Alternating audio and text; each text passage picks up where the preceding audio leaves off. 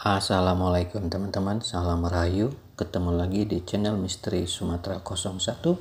Dan hari ini kita masih membicara tentang misteri orang Bunian yang penuh teka-teki. Kerajaan yang menghilang di balik kabut mereka masih ada. Itulah judul di episode ini. Kita mulai. Di berbagai pelosok Sumatera, orang-orang bercerita tentang kerajaan-kerajaan kuno yang hilang, bukan hancur, bukan punah, tapi menghilang begitu saja. Tidak ada reruntuhan, tidak ada bukti arkeologi yang pasti, tapi ada satu hal yang selalu tertinggal, kisah-kisah tentang kerajaan yang tenggelam ke bumi, tentang pasar gaib yang muncul saat kabut turun, tentang suara gong dan talempong dari dalam hutan. Apakah kerajaan itu benar-benar hilang atau masih ada di balik kabut? Kita mulai episode pertama, misteri kerajaan yang hilang. Di Minangkabau, masyarakat tua menyebut kerajaan-kerajaan lama seperti Jambu Limpo, Pagaruyung Awal, bahkan yang lebih tua dari itu yang konon berdiri sebelum tulisan dikenal. Beberapa kampung menyimpan cerita tentang kampung yang tiba-tiba jadi hutan, pasar gaib yang muncul di hari tertentu, orang yang menghilang lalu kembali bercerita bahwa mereka dibawa ke dunia lain.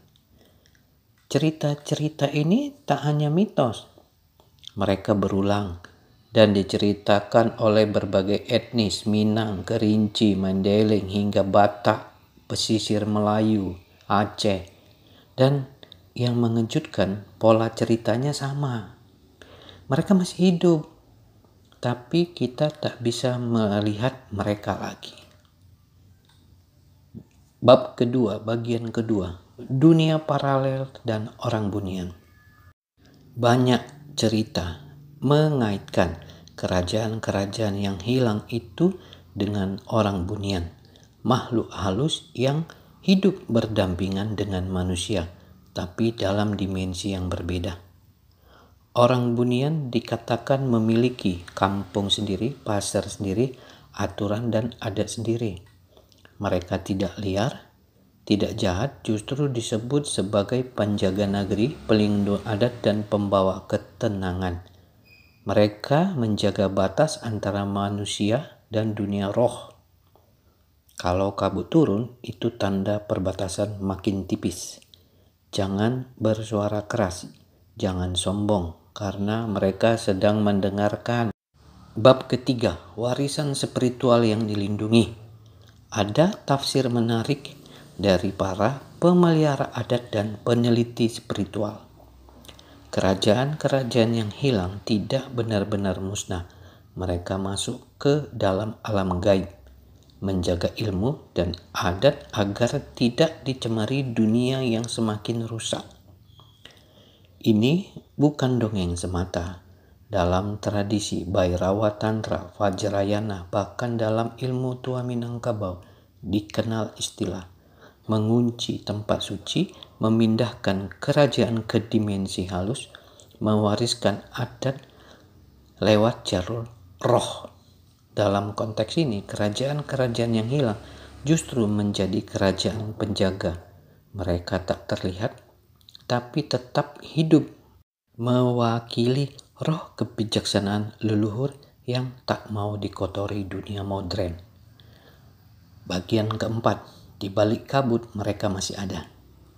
Kita mungkin menganggap kabut hanya uap air, tapi dalam banyak kepercayaan lokal, kabut adalah tirai antara dua dunia. Kami ulang di sini lagi. Kita mungkin menganggap kabut hanya uap air, tapi dalam banyak kepercayaan lokal, kabut adalah tirai antara dua dunia. Saat kabut turun, dunia kita dan dunia roh saling mendekat. Itulah waktu yang paling sakral untuk berdoa, untuk bersikap sopan, untuk mendengarkan. Di balik kabut itu mungkin masih berdiri istana-istana tak terlihat benteng adat dan pasar gaib, kerajaan-kerajaan yang tidak menghilang tapi bersembunyi dari manusia yang tak tahu adat. Jadi, jika kau berjalan di hutan atau menyusuri lembah dan danau tua dan tiba-tiba kabut turun, jangan hanya lihat dengan mata, lihatlah dengan hati. Karena mungkin kerajaan yang dulu pernah ada masih ada, menunggu kita yang masih mau menghormati, yang masih tahu adat, dan yang masih percaya bahwa yang gaib tak selalu jauh. Kadang mereka hanya tersembunyi di balik kabut. Kesimpulan akhir, apakah kerajaan kuno yang hilang di Sumatera benar-benar musnah? Ataukah mereka hanya berpindah ke alam lain, alam gaib yang masih menjaga adat, ilmu, dan nagari? Demikianlah yang bisa kami berikan di video ini. Sampai di sini, jangan lupa like, komen, dan subscribe. Sampai ketemu di episode berikutnya. Terima kasih.